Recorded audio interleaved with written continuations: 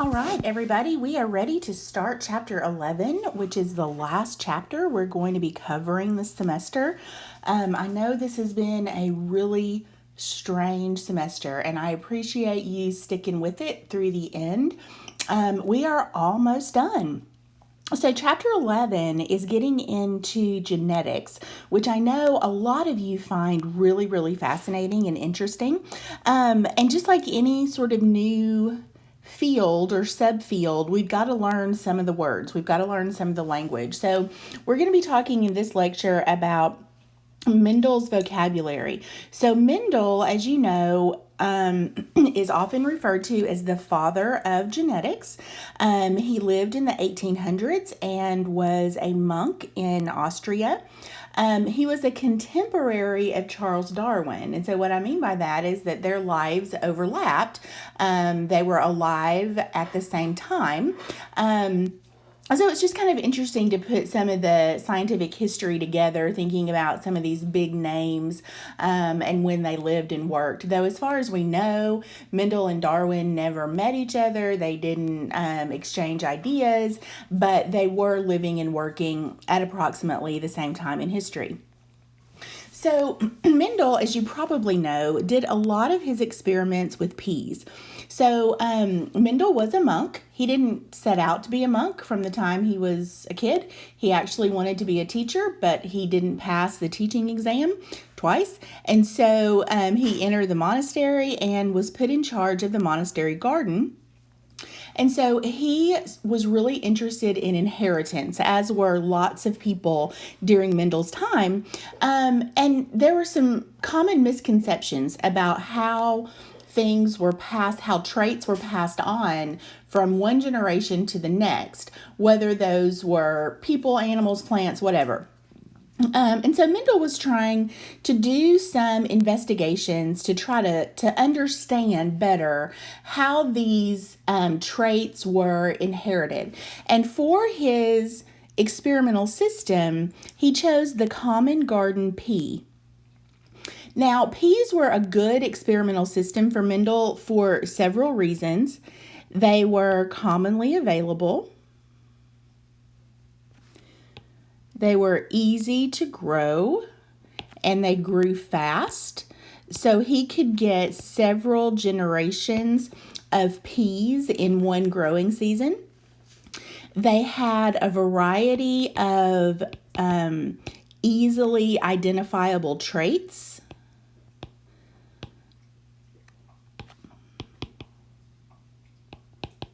So some peas produce plants with white flowers. Some peas produce plants with purple flowers. Some plants produced peas that were yellow, some that were green, some that were round, some that were wrinkled. So there were just all kinds of easily identifiable traits that Mendel could try to follow their inheritance pattern and understand what was going on. Now, another thing that you've got to remember is that at the time that Mendel was working, microscopes weren't invented. Nobody knew anything about DNA or genes or really cells much for that matter. So you've just got to put yourself in the context of which Mendel was working and appreciate what he was able to deduce from only doing a lot of counting and growing peas. Really amazing stuff. Another reason that the common garden pea made a really good experimental system for Mendel is that there were different strains of the peas available. And when I say strains, what I mean is he could get peas that produced white flowers, and as long as those peas self-pollinated, they would only produce white flowers. He could get pea plants that produce purple flowers, and as long as they self-pollinated, they would only produce purple flowers. So there were a variety of those types of strains available, and they called those true breeding. Okay, so plants with purple flowers would self-pollinate, and all of their offspring would have purple flowers. So they bred true for the traits that they had. Okay. And that's important in how Mendel set up his experimental system. So true breeding is one of those vocabulary words that you're going to need to understand and be comfortable with. All right, so another reason that pea plants made a good experimental system for Mendel is that the plants themselves have both the male and female plant reproductive organs.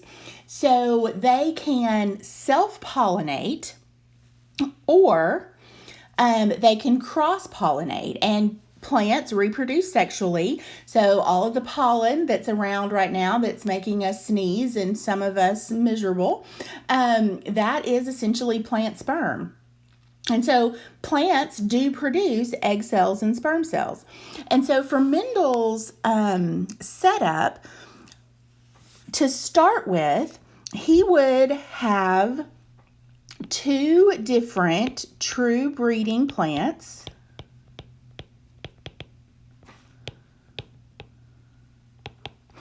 And he would remove the male organs from one plant so that it could not self-pollinate.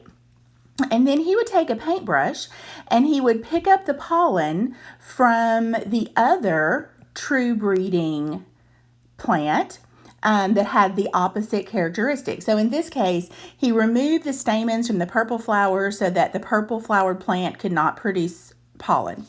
He would use a paintbrush to pick up pollen from the stamens of the plant with the white flowers, and he would use that paintbrush to transfer the pollen to the purple plant.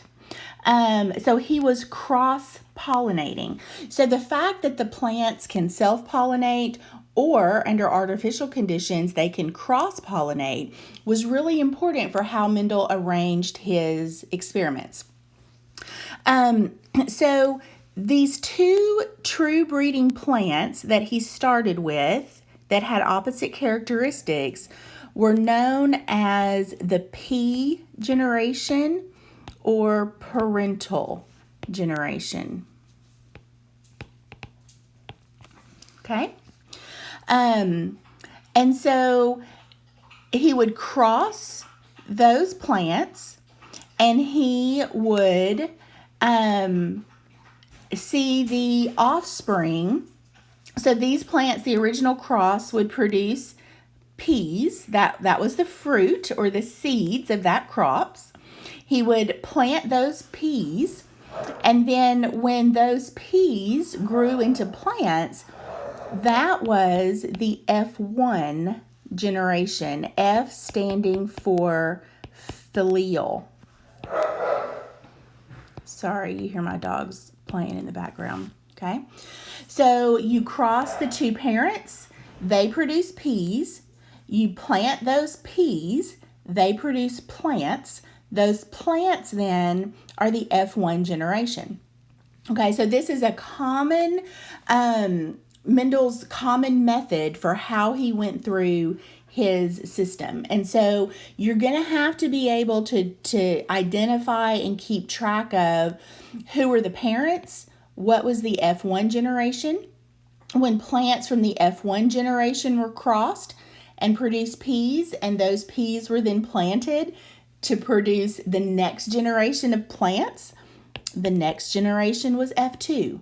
All right, so you're going to have to be able to keep track of the different generations in these crosses, and then just make sure that you understand the difference between self-pollination and cross-pollination. Okay.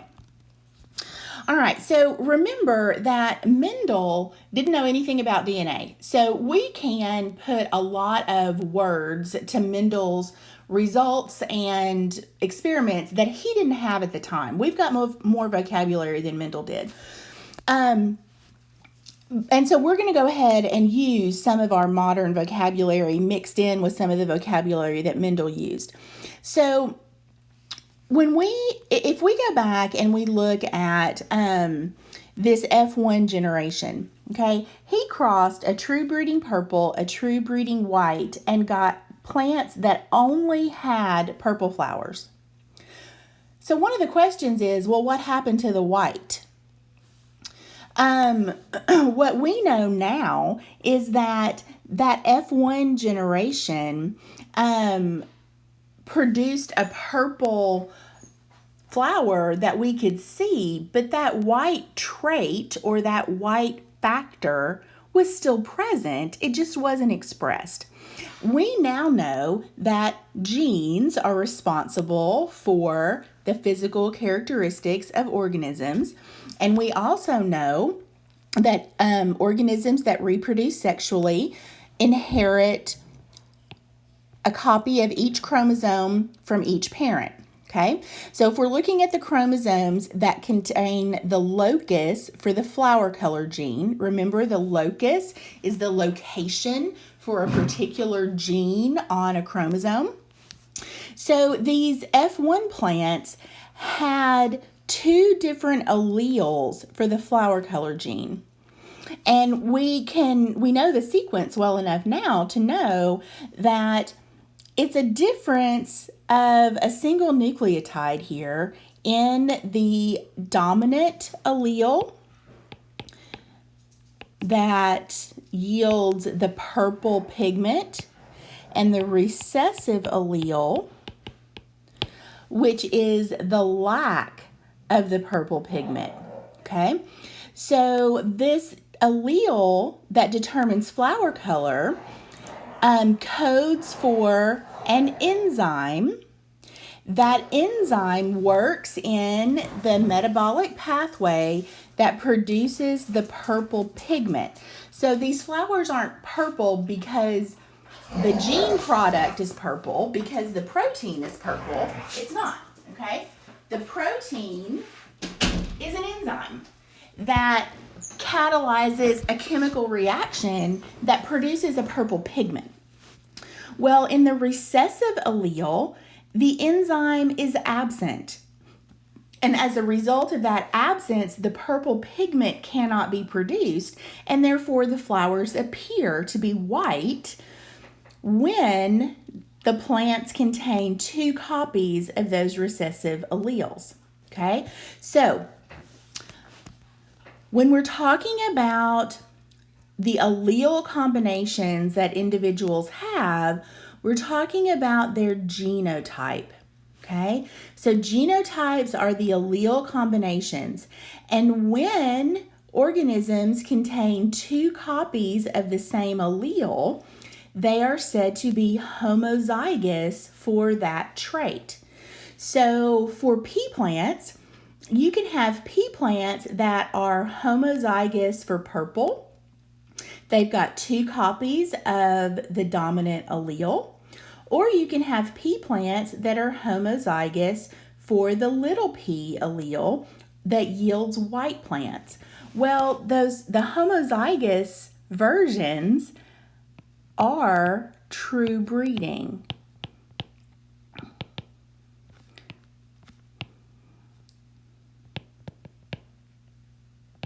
And so those homozygous versions can be homozygous dominant if the plant contains two copies of the dominant allele, or it can be homozygous recessive if the plants contain two copies of the recessive allele. The convention for referring to alleles is to use one letter per allele, and the letter is typically associated with the dominant phenotype in some form or fashion. So in this case, we're using peas because the color of the dominant color of the plants is purple. Okay, so capital P is the dominant allele. Lowercase p is the recessive allele. Now, you've got to be careful with your handwriting You giggle as you look at that right there. Because if you're not careful, sometimes capital and lowercase letters can look the same. So just make sure that however you're writing, that you are able to distinguish your capital letters from your lowercase letters. All right. Well, when you cross two opposite true breeding plants or homozygous plants, the F1 generation, those offspring, are going to be heterozygous because they receive a chromosome from the homozygous purple plant that has the dominant allele, and they receive a chromosome from the homozygous recessive plant that has a recessive allele. So they are heterozygous. So remember your prefixes. Homo means the same. So homozygous, two copies of the same allele. Hetero means different.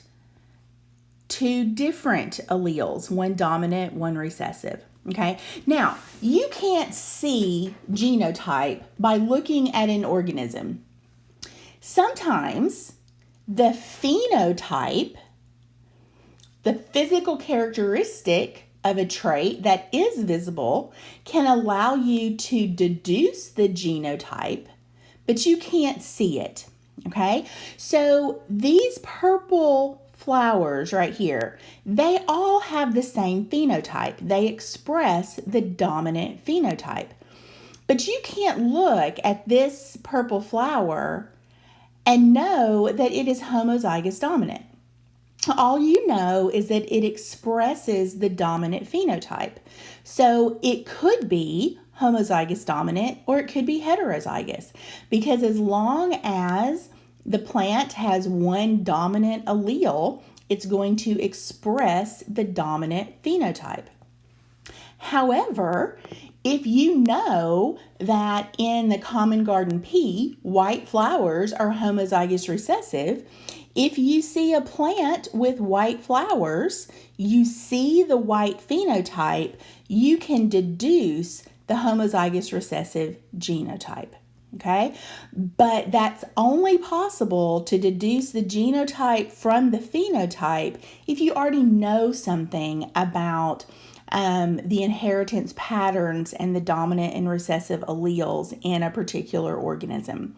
Okay, so phenotype, genotype, homozygous, heterozygous, dominant, recessive, all of those are vocabulary that you're